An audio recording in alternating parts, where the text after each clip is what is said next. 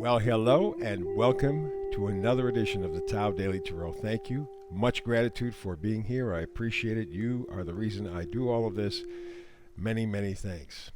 So, Tao Daily Tarot, what is it all about? Well, for the first timers, let's do a little fast rundown. First of all, it's archetypal. I do no more than 10 cards, somewhere between 8 and 10 cards from 4 different decks. Get a nice mix.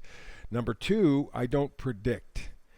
Predicting gives energy to other things, other people. You're waiting for this to happen. You're waiting for this person to do something.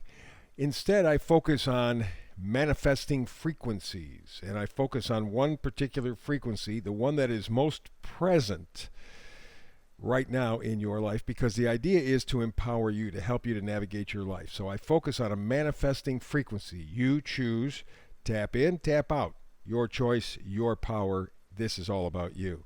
Secondly, I do a hyper shuffle. I will show you what that's about in just a moment. And I do the read in about 10 minutes period. Give or take a minute or so, depending on the cards.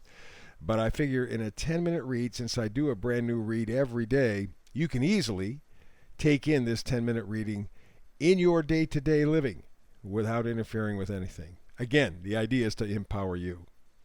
Alrighty, so I said it begins with the hyper shuffle. This is where it begins.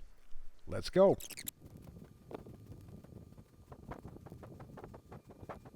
And there you go. There is the hyper shuffle for the Tao Daily Tarot. Let's get to this on October 31st, I think. It's Halloween in many places around the world. If you celebrate, have a very enjoyable Halloween. If you don't, well, it's another day. Let's see what the promise holds. Here's the manifesting frequency, poised.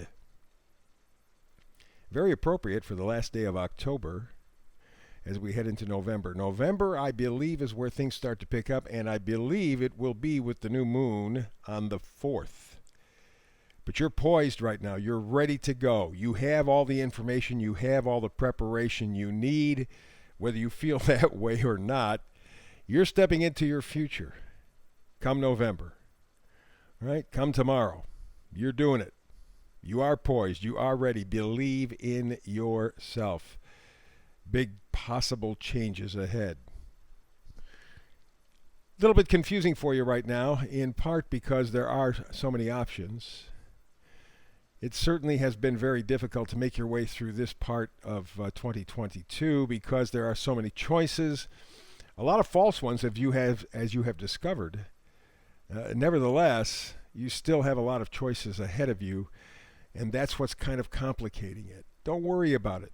Don't worry about it. You will figure it out. You're just going to have to move forward. You are poised. You're ready to move forward, and expect that Ace of Swords energy to show up. Ace of Swords talks about inspiration, the crown chakra.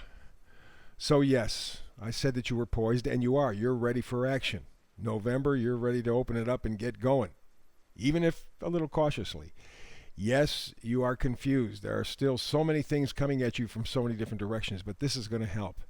The Ace of Swords is going to be that little piece of information, that little inspiration, that little crown chakra connection where you go, aha, I got it. Alrighty, we move on now to the next energy here that supports the prime energy of being poised, and that is the Seven of Swords. And the Seven of Swords very often is considered with stealth, theft, loss, sneaking away. But the fact of the matter is that has been going on in your life. You've been fed a lot of misinformation. And in so doing, what they have done is taken away a lot of possibilities from you. A lot of choices, a lot of options. And what you are doing at this point is, you're kind of sneaking away. You're taking the ideas that are important to you now, the stuff that you know is truth, and you're walking away with what is the truth. This is not, in this situation, a sinister card at all. It is you understanding what is true and not getting involved in the false information exchanges anymore. You have the strength to do it. You're ready to do it. Like I said, you are poised. That is the key idea. You are poised. And you're ready to go, and you have the strength. I know you don't feel like it all the time, But again, go with the main idea, the manifesting frequency here, poised, poised, poised. You are more than ready. And then we move on to the manifesting card, the first one. It is the Knight of Swords. And the Knight of Swords, again, is bringing in some new insight, some new piece of information, some revelation, something that will change your direction. Not mean that you're going to go for something different necessarily, but your approach to what needs changing in your life will very likely change. And that approach goes to the second manifesting card, and that is, how about Knight of Cups? Choosing to love yourself. There you go. Do you want to talk about a change? That qualifies as a change. So what you're seeing here is you're going to get a crown chakra moment. And that will get you to a point where you are loving, appreciating yourself. Not in a bad way, not in a selfish way. True love of yourself means not that you can now truly love other people, right? Because you can't give what you don't have. And we go to the vice versa deck, and it kind of supports all this. Here's strength again, one more time. We had it upstairs. We're getting it again now. What does that tell you? It tells you that you do have the strength. It tells you that you are poised. It tells you that you are ready to step forward, even though the future is still kind of cloudy. Still not clear, but that's okay.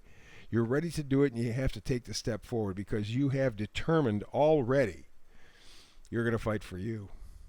You are going to fight for you. You're going to stand your ground. You're going to bring that joy, that enthusiasm, that joie de vivre, the joy of life, back to your situation again. It's been taken from you. You know, when we were talking about the Seven of Swords, that was part of what was taken from you. The joy of life.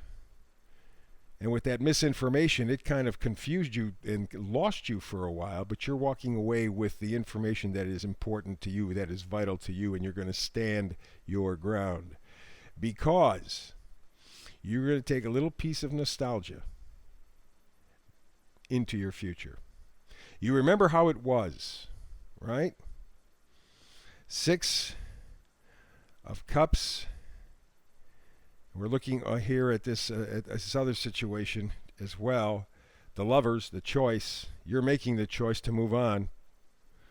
You're making the choice to join your spiritual self, your mental self, your emotional self. Just like it used to be.